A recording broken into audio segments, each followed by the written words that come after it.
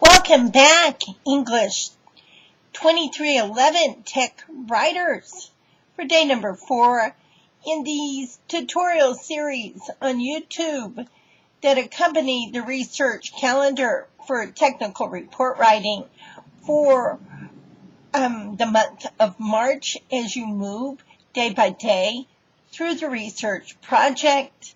I want to talk to you today a little bit further about making a plan for this month's research, what you need to plan to include in your project.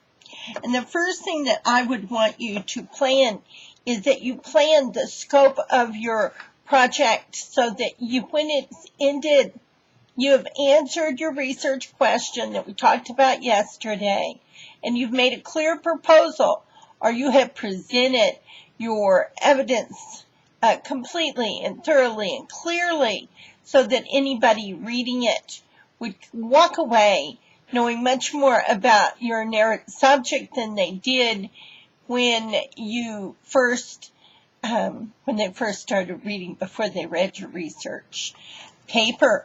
So the second thing that I would want you to do is to make sure in the collection of your sources that you collect enough, you do enough research, you collect enough sources so that your final outcome will be full of information, usable information for your reader, and your reader will feel that it was worthwhile to read what you had to say and that it was usable for them.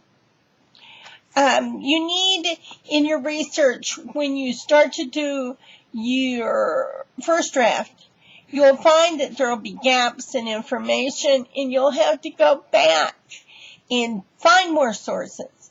So the sources that you have when you first start doing this research project, that's not all that you will need.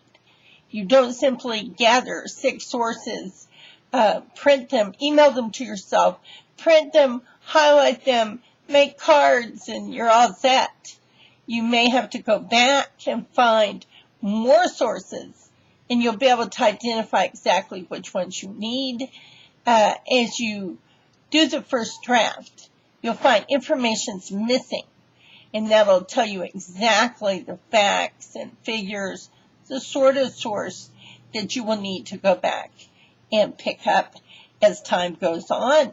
You know, we're going to include 2 visuals in this research project in this coming week in class. Week number 7 is our week that we are going to work in collaborative groups, working on creating visuals and all of the types of visuals. That's chapter 14 in John B. Lannon's Technical Communication.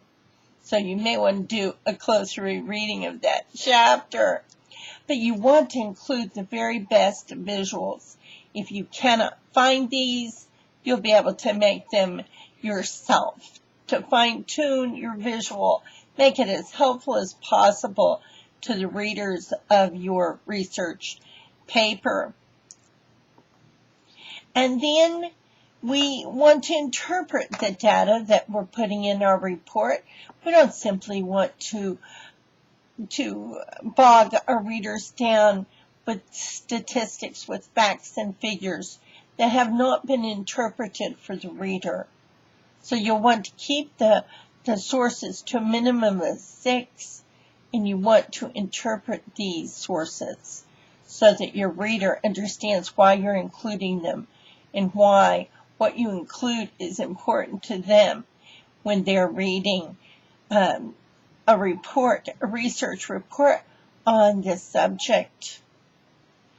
And then we want to be sure that each of our sources is properly cited, and the best way to do that is you are emailing yourself these sources from the Invesco database, link from our library site that you can link to from our homepage, SJCD homepage. Is that when you are emailing these sources to yourself by hitting the link the small icon that looks like a letter in the upper right-hand side of your screen on a BESCO database. Be sure and hit the drop-down menu and select MLA Citation Author. And it'll be sent to you, and it'll be a simple matter for citation to just cut and paste it into your note card that I handed out in class last week. So that's simple to make sure our citations are proper, but this is very important. As we're moving toward doing a first draft in our plan, we're going to plan to have a very clear research project presented very clearly. We have our example, our heuristic model in John B. Lennon, so that it's going to make it very helpful to it. So many times when people hand in the first draft of this project, I'll merely take their first draft and open the textbook to the example, simply put their draft next to the example, and you can see how I can be told at that moment of truth. If it doesn't look like John B. Lennon, you're not there yet. So you need to plan from the very start to use your textbook very closely.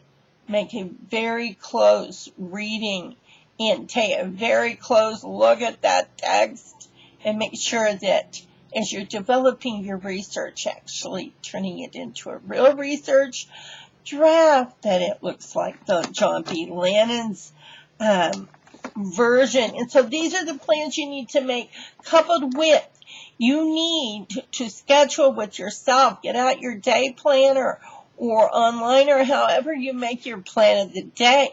As you start your day, every day you need to know, or at least be better if you knew the night before, exactly when you're going to do research tomorrow. By planning it, you'll find that it'll be easier to make research a habit, to move forward on this project day by day. As I've said numerous times, it takes about 30 plus hours to do this project correctly. So you'll want to get started as soon as possible. And the way to do that is not 2 sessions of 15 hours or 3 sessions, that would be a nightmare, or 3 sessions of 10 hours. The way to do this project is 30 sessions of 1 hour or slightly more. That way you never get tired out. You come back to the project excited about it and wanting to know what's coming up for the new day. I'll be back to talk with you and encourage you tomorrow on day number 5 of the research calendar research tutorial. Hope to see you then. Bye.